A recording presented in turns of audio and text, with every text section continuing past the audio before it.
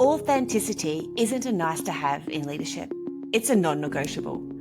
In a world full of facades, only your truth is the boldest move you can make.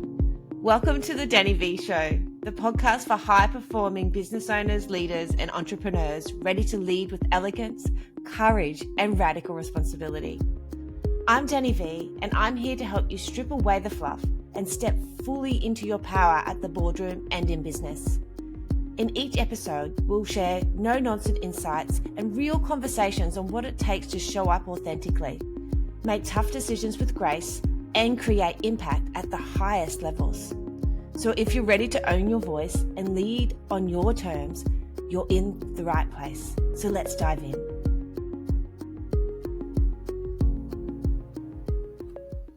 Welcome back to the Danny V Show. Today we are at episode 20, and if you haven't yet watched episode 19, I dive into building an iconic brand with the incredible Madeline Cavera of the Healthy Hustlers. So if you want to check that out, go back. But today I want to talk about something that's really been on my heart for such a long time, and it's actually what I dive deep into with the large corporate organizations and the small businesses that I work with, and that is human-centered leadership. We're living in an era where the pressure to perform is higher than ever. The high achievers are feeling like they have to go higher, and there's always so much targets. Organizations are scaling fast, and leaders are constantly being asked to do more with less. Here's the paradox with all of this, though.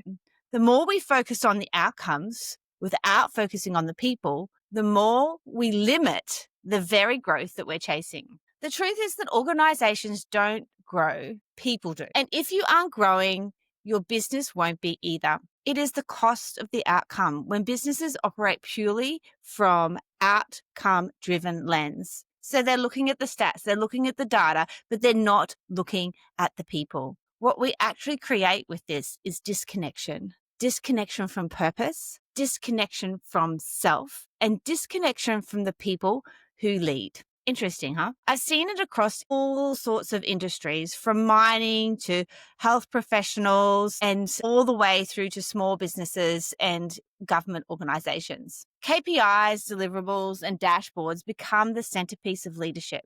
But when this happens, conversations die. While the actual humans are delivering those outcomes, they are not being noticed. They are an afterthought. And this is where the missing link happens for scaling businesses, growth, and really hitting those KPIs. It's the people.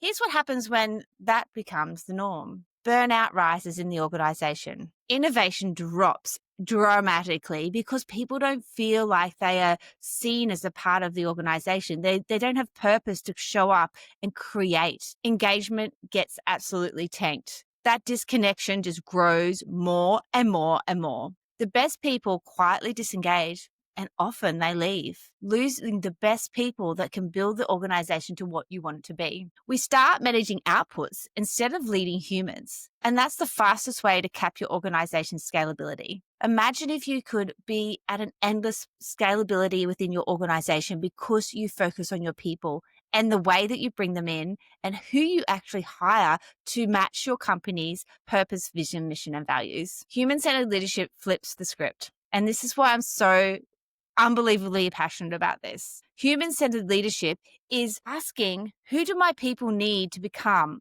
in order to deliver at their highest potential? So let me ask that question again. Who do my people need to become in order to deliver at their highest potential? Leadership is not about control. It's about capacity. And what is the capacity of your people, and how do you grow them to hold more? When we invest in the growth, the well-being, and emotional intelligence of our leaders, everything changes. Psychological safety improves, communication deepens, and collaboration becomes just second nature within the organization, within leaders and your people. And there's science behind it, as usual. You know, if you've been listening to my podcast, I do love the neuroscience behind all of the learnings for leadership and growth in business. The brain thrives in environments where people feel seen, supported, and safe. When safety is present, the prefrontal cortex, that's the part of the brain responsible for creativity, problem solving, and decision making, stays online.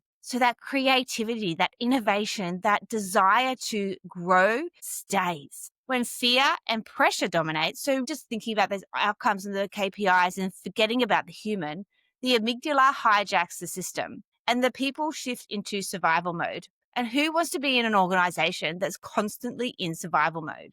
You cannot innovate, you cannot collaborate or perform sustainably from survival. That's why human-centered leadership is a soft skill. And this is what we are needing in our organizations, in our businesses, and within our teams now. It's a strategic advantage, and you can get that. You can create that and be the advantage in your industry. So the role of coaching in building better leaders is one of the most effective ways to build this culture.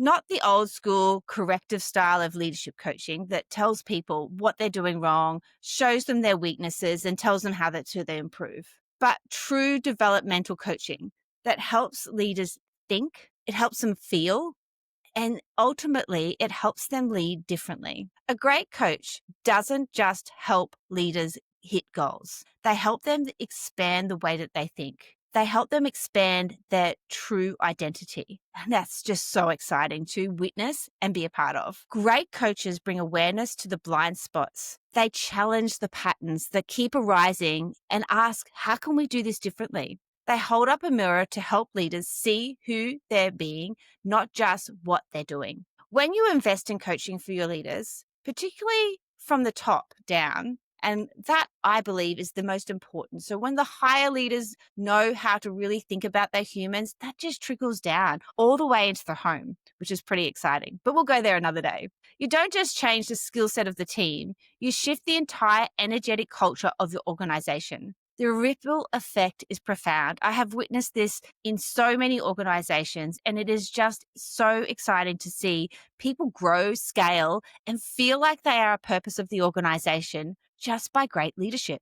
When senior leaders embody presence, compassion, and curiosity, their teams mirror that behavior. When leaders regulate themselves under pressure, teams learn to do the same. A nervous system that is regulated is key to every aspect of life. So you can bring that into your whole world, and it is just life-changing, believe me. That's how performance and engagement and retention rises. You keep your people because they want to stay around. They feel regulated, they feel safe, and they feel seen. Don't push your people harder. Lead them smarter. So if you're looking for an organization that truly wants to grow through human-centered relationships, really understanding that that is the key, stop asking about what the outcomes are. Start asking, who do our leaders need to become to create those outcomes sustainably? So let me ask that question again. Who do our leaders need to become to create those outcomes sustainably?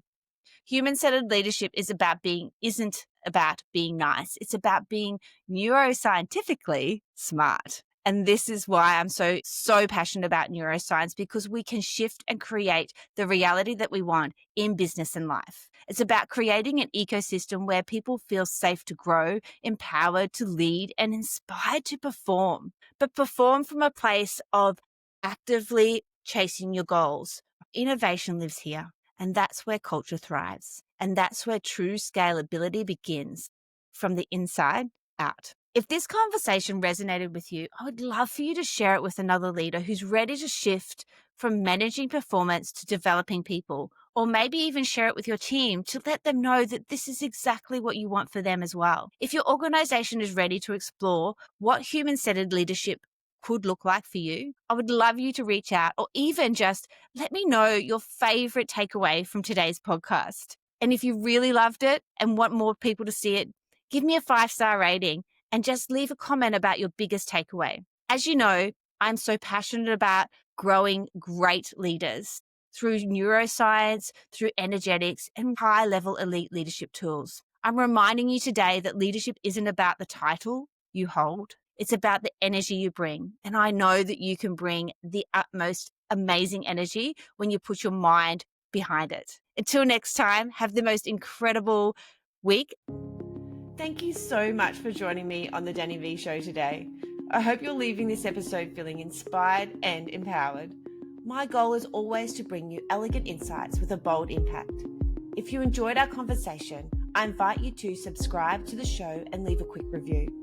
Your feedback not only means the world to me, but it also helps other growth-minded leaders find this community. Remember, leadership is an inside-out journey. The poise, the passion, and the purpose we cultivate within ourselves are what transform the world around us. So until next time, stay true to your vision and keep leading with the unique mix of grace and strength. Stay radiant, stay resilient, and I'll be right here cheering you on. I can't wait to hang out with you again on the next episode of The Denny V Show.